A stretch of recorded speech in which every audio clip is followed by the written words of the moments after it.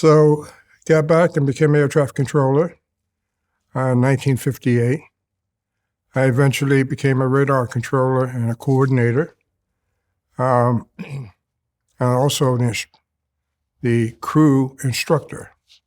And then a fellow named Kenny White in 1965 says, Les, you still interested in flying for the airlines? I said, yeah, of course.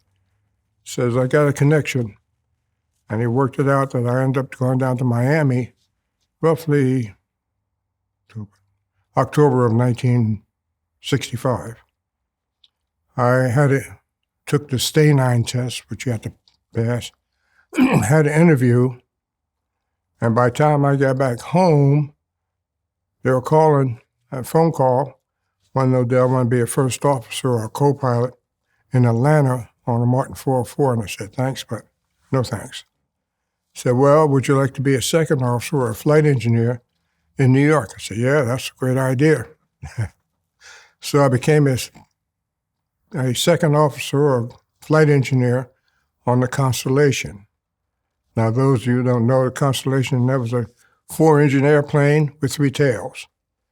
It was a long-range airplane, originally built for TWA to go to Europe. And this is propeller engines, not jet engines, by the way. All right. And as a flight engineer, you had your hands full back there. You had to control the 4 engines, you had the fueling, you had the hydraulics, you had the pressurization. It wouldn't be too bad, but all these things I learned when I was in Brooklyn Tech in the aeronautical engineering course. So they hired me on November the 8th, 1965, and put me into the engineering school to learn how to fly, how to control the Constellation. Well, I already knew why the right gear came up before the left gear and all that kind of business. I was not accustomed to lunch periods. Air traffic control, you ate when you got a chance, okay? Sometimes not at all.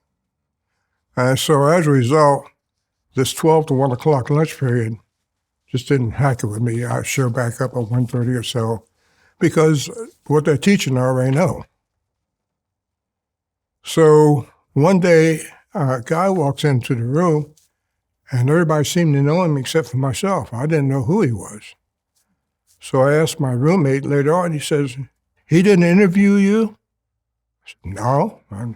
Hell, he's the chief pilot for Eastern Airlines. I said, well, I wasn't interviewed by him. So a couple of days later, as I come wandering in, instructor says, Captain Halberton wants to see you immediately. Well, I figure I'm fired already, so let's see, can I get that job back as air traffic controller, you know?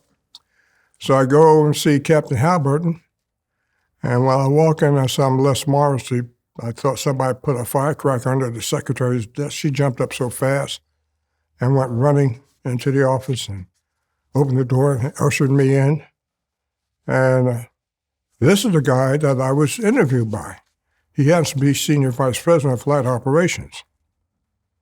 So he informed me I was the first black pilot with Eastern Airlines, and that if we have any problems whatsoever, here's my home phone number, here's my office phone number. You call me no matter what time of the day or night it is. And come on, I want you to meet some other folks. So off I went, and I met Floyd Hall, who was a chairman or president of Eastern, Jimmy Plitton, who was a former Tuskegee Airman. I met him, and I met all these other big wigs. And then I went to dinner with Captain Halberton at his home.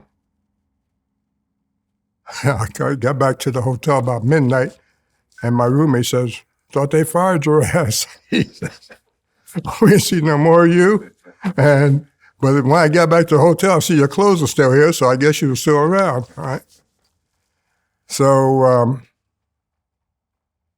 I was, they welcomed me with open arms. And Eastern was known as a Southern airline. But boy, I tell you, Eastern started flying out here. Eastern was just an East Coast airline. Eastern started flying out here. We stand laying over at the hotel there on Congress, which at that time was a Holiday Inn. And so, I looked around here and I thought, boy, it's a pretty neat little town here. And of course, nowhere near the traffic and stuff we had nowadays. But this is back in 81, 82, in that time. So I brought Virginia out here on vacation to see where she could handle the heat, etc.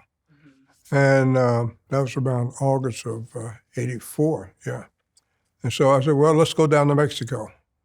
And we went down I-19, and I saw the sign saying Green Valley. So, I heard about this little town. Let's go take a look. That was on a Saturday. We met a real estate agent. She took us all around.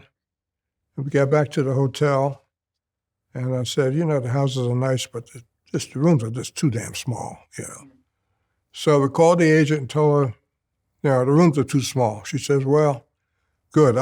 Come on down here tomorrow. I got 3 houses to show you. Wow. And so she showed us the one I live in, and she didn't have to go any further. That was on a Sunday. Tuesday, I owned the house. Wow. Yeah. Still there. Still there. Right. 29 years in June. Yeah. Right. That's when I moved here. Yeah. Right. Permanently, yes. Yeah. Right. Permanently, Mhm. Yeah. Yeah. But it sounds like you've been back and forth to Arizona. Yeah. Yeah. So, with her retiring, shaking me up badly. That was a good retirement, boy, I'm telling you. Yeah. AT&T still taking care of me. I ended up 27 years with Eastern because I went on strike in 1989, and I finally retired at 1991.